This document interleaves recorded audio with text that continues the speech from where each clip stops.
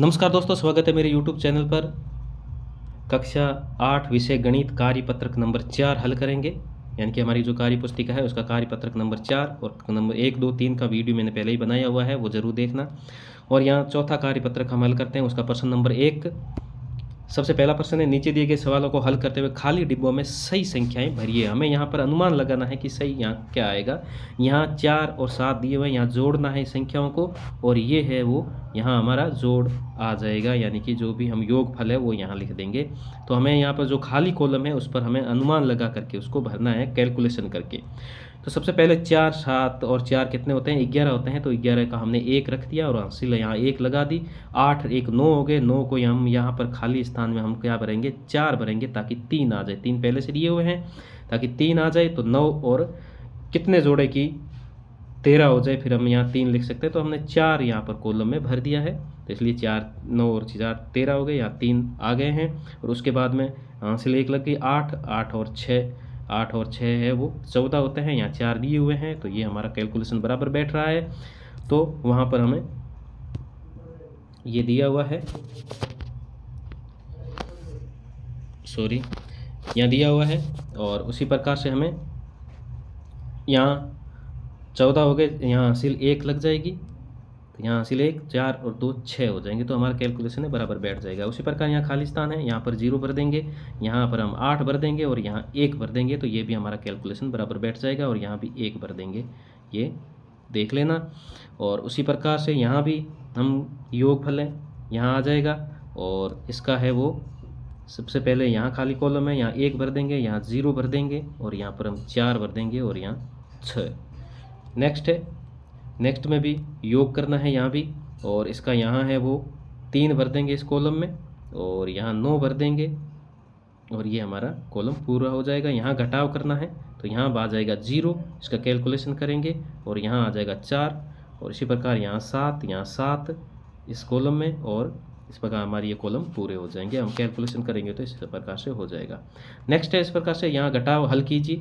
यहाँ घटाव करना है हमें, तो देखते हैं घटाव। यहाँ है 5 और 3, यानी कि 5 में से 3 गए तो पीछे बचे 2। यहाँ हम 7 जाते नहीं हैं, तो यहाँ पर हम 13, यानी कि 1 हासिल लेकर के यहाँ 13 हो गए। 13 में से 7 गए, पीछे बचे 6। और यहाँ 16 में से 8 गए तो पीछे बचे 8। और यहाँ 5 बच गए, तो 5 में से 2 गए तो पीछे बचे 3, यानी कि 3862 बच जाएंगे। उसी प्रकार से नेक्स्ट हो जाएगा घटाव। ये भी घटाव आपको करना है, यानी कि हासिल का जो घटाव होता है वो हो जाता है। यहाँ पर 0 है, तो यहाँ से हम हासिल लेंगे 9 से 1, तो यहाँ पर आते आते हमारे 10 हो जाएंगे। तो 10 में से 9 गए, पीछे बचा 1। यहाँ पर 9 बच गए, 9 में से 2 गए, पीछे बचे 7। यहाँ पर 9 हो गए, 9 में से 3 गए, पीछे बचे 6। और यहाँ पर 8 में से 6 गए तो पीछे बचे 2।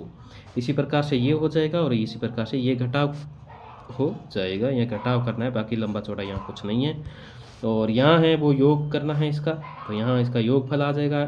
6 और 2 8, 5 और 4 9, और 9 और 9, और 2 और 1 3।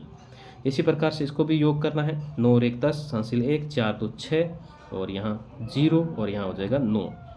इसी प्रकार से यहाँ भी हमें योग करना है। 6 और 5 11 का 1, यहाँ 8, 8 और 4 2, यहाँ भी 2, यहाँ 9। और इसी प्रकार से ये भी योग करना है, ये योग हो जाएगा। और उसके बाद में यहाँ घटाव है, घटाव करना है। आप यहाँ पर कैलकुलेशन करके घटाव कर सकते हैं। इसी प्रकार यहाँ भी घटाव करना है, और इसमें भी घटाव है, और 8 नंबर में इसमें भी आपको घटाव करना है। ये भी आपको कैलकुलेशन करके कर लेंगे।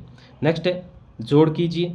आप यहाँ जोड़ कर सकते हैं, दोनों संख्या हैं, इस संख्या को और इस संख्या को आपस में जोड़ना है। तो यहाँ जो है वो इसको आप ऊपर नीचे लिख करके भी जोड़ कर सकते हैं, और सीधा भी जोड़ सकते हैं। सीधा जोड़ेंगे तो आ जाएगा आपके 9632, और यहाँ सीधा जोड़ेंगे तो आ जाएगा 9962। और यहाँ इसको जोड़ेंगे तीनों को, तो यहाँ हो जाएगा 7750। इसी प्रकार नेक्स्ट है, घटाव करना है। तो घटाव आप लिख करके यहाँ कर सकते हैं, मैंने लिखे हुए हैं। इस प्रकार से 3104 आ जाएंगे यहाँ। उसी प्रकार से इसको हम घटाव करेंगे, यहाँ माइनस का चिन्ह लगा देंगे। यहाँ घटाव करेंगे तो 2410 आ जाएगा। इसी प्रकार यहाँ माइनस का चिन्ह लगा करके इसको 6000 में से 4999 घटाएंगे तो 1001 हम पीछे शेष रह जाएगा।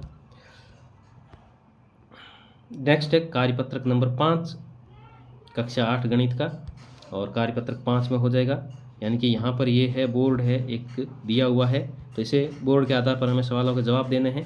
तो बोर्ड में लिखे गए जनसंख्या विवरण को देख करके बताइए कि सबसे ज़्यादा जनसंख्या किस गांव की है, तो यहाँ आप इस बोर्ड के अंदर देखोगे तो सबसे ज़्यादा जनसंख्या यानी कि पुरुष और महिला दोनों को हम जोड़ेंगे तो शाहाबाद है उसकी जनसंख्या ज़्यादा आएगी, तो यहाँ हम लिख देंगे शाहाबाद।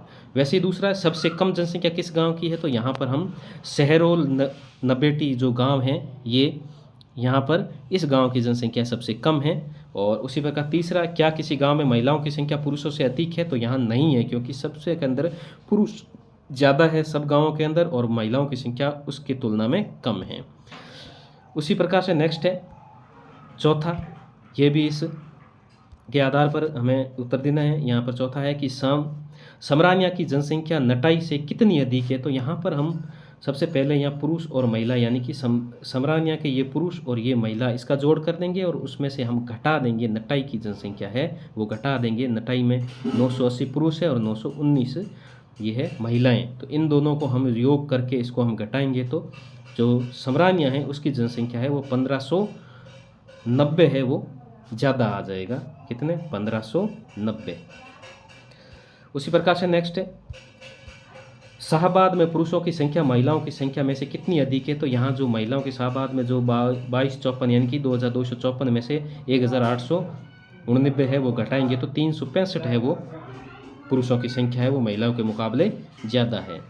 नेक्स्ट है छठा प्रश्न, शाहाबाद की जनसंख्या कितनी है, तो शाहाबाद की पुरुष और महिला की दोनों की हम जोड़ लेंगे तो 4143 आ जाएंगे। उसी प्रकार महिलाओं और पुरुषों की कुल जनसंख्या में कितना अंतर है, तो यहाँ कुल पुरुष, तो यहाँ हम ये बोर्ड के अंदर देख करके ये जो पुरुषों की जनसंख्या है ये जो पुरुषों की जनसंख्या है वो हम इसमें से सबको जोड़ देंगे, ये पुरुषों की जनसंख्या, और इसको भी हम जोड़ देंगे महिलाओं की संख्या को, और फिर पुरुषों की संख्या में से महिलाओं की संख्या को हम घटा देंगे यानी कि कुल पुरुषों की संख्या माइनस कुल महिलाओं की संख्या, ऐसा करेंगे तो हमारे पास 762 है वो आंसर आ जाएगा। नेक्स्ट है इसी प्रकार से ये करना है। अपूर्वी को देखना था कि जोड़ और घटाने के सवालों का कौन सा उत्तर ठीक है, लेकिन सवालों के कुछ अंकों के ऊपर स्याही के छींटे पड़ गए। उदाहरण को समझते हुए प्रत्येक सवाल के नीचे दिए गए विकल्पों को सही विकल्प का चयन करते हुए स्याही पड़े अंकों का पता लगाइए, यानी कि हमें अनुमान लगा करके ये स्याही पड़े जो अंक है वहाँ पर हमें लिखना है। जो ये चिन्ह दिख रहे हैं यहाँ पर कौन सी संख्या आएगी, यहाँ कौन सी आएगी, यहाँ कौन सी आएगी, यहाँ कौन सी आएगी, यहाँ कौन सी आएगी, तो ये हमें इसको कैलकुलेशन लगाएंगे तो ऑटोमेटिक हमें पता चल जाएगा। और नीचे ऑप्शन भी 3 दिए हुए हैं, कौन सा सही होगा तो हम लगभग उसका अनुमान लगा सकते हैं। तो यहाँ देखते हैं पहले के अंदर, तो पहले के अंदर 6 सही हो जाएगा, 6658। जो खाली स्थान है वहाँ पर जो संख्या है वो आ जाएगी 9, यहाँ पर 9 हम भर देंगे खाली स्थान की जगह, ठीक है। और नेक्स्ट है इसी प्रकार ये इसके अंदर यहाँ जो खाली स्थान है वहाँ पर हम 0 भर देंगे और यहाँ जो साई का स्थान है यहाँ पर हम 6 भर देंगे, तो हमारी जो आंसर है वो आ जाएगा असही हो जाएगा 7560। उसी प्रकार इसका कैलकुलेशन करेंगे तो यहाँ 3 आ जाएगा, इसका योग करेंगे और यहाँ जो खाली जो स्याही का निशान है यहाँ पर आ जाएगा 1 और इसका आंसर हो जाएगा ब सही हो जाएगा 8347। नेक्स्ट है उसी प्रकार तीसरा, यहाँ पर जो खाली जो स्याही का स्थान है यहाँ पर 9 आ जाएगा और यहाँ पर भी 9 आ जाएगा और यहाँ पर आ जाएगा जो स्याही का स्थान है वहाँ पर 3 आ जाएगा और यहाँ घटाव का चिन्ह है, तो यहाँ पर इसका जो है वो जवाब है वो हो जाएगा 5242। बे ऑप्शन है वो सही हो जाएगा, इसका आंसर आ जाएगा। तो दोस्तों ये था कार्यपत्रक नंबर 4 और 5 कक्षा 8 गणित का। तो आशा करता हूँ मेरा वीडियो अच्छा लगा होगा, इसको सब्सक्राइब ज़रूर करें। धन्यवाद।